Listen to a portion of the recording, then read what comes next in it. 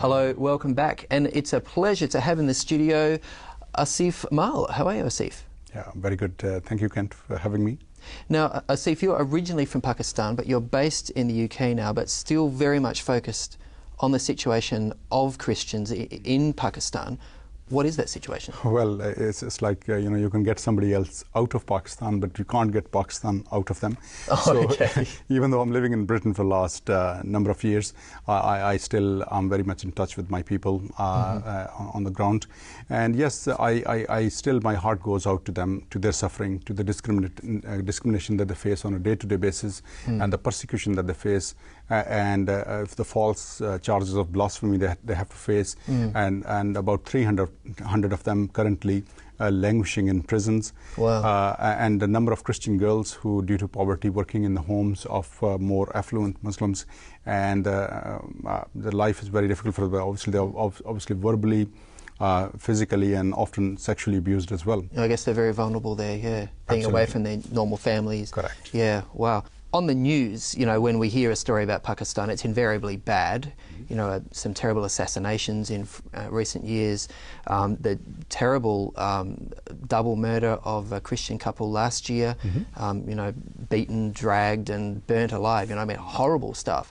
But for an everyday Pakistani Christian, obviously that's not happening to them.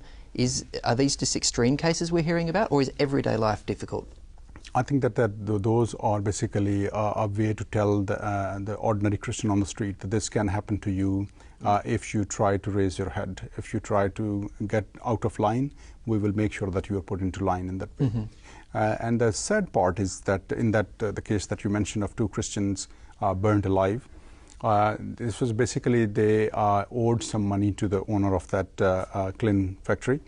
And then when he asked and they could not pay, they said that you should become a Muslim. And when they refused that they are not going to become Muslims, then they brought somebody else to accuse them of blasphemy.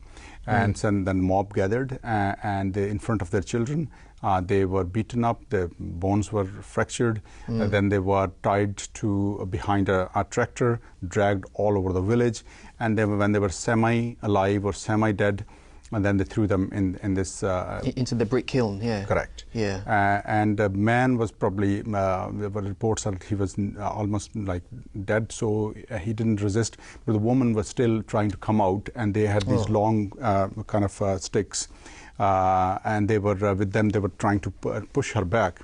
Oh, and that's terrible. And yes, and when local Christians went eventually, and all they had was just some burnt bones that were left.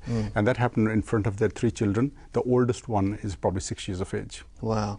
So the fact that Pakistan has these blasphemy laws that says you can't speak against God, you can't speak against the prophets, including Muhammad, you can't destroy or deface a holy scripture.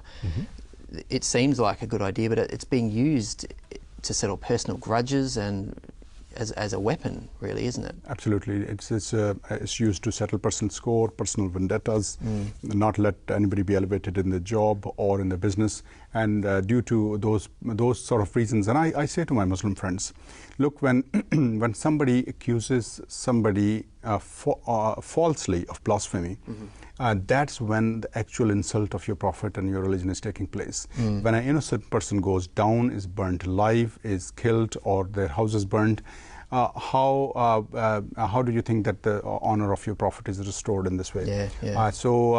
And then you see the blasphemy, the definition of blasphemy in any dictionary in the world is to insult God. Yes. And to saying that insulting the Prophet of Islam, the Prophet Muhammad, is blasphemy, is blasphemy itself, because in not so many words. Because it's elevating a human to the status of God, yeah. Because in not so many words, but basically you're saying that Muhammad is God, and that's blasphemy. And so the blasphemy law of Pakistan is blasphemous itself, and for that reason alone, it should also be condemned. But obviously many people are being killed due to it, and so I think that all people all over the world having even an iota of conscience should come out and condemn it and play their part in removing it. Well, look, I don't sit in the Pakistani Parliament. You don't either, Asif. What can you and I do about, unjust laws in somewhere as far away as Pakistan? I think that you live in Australia, I live in the UK, and Pakistan is a country which is very heavily reliant on Western aid and trade. Yes. And so if we talk to our governments and say that you need to link all our aid, both military and economic,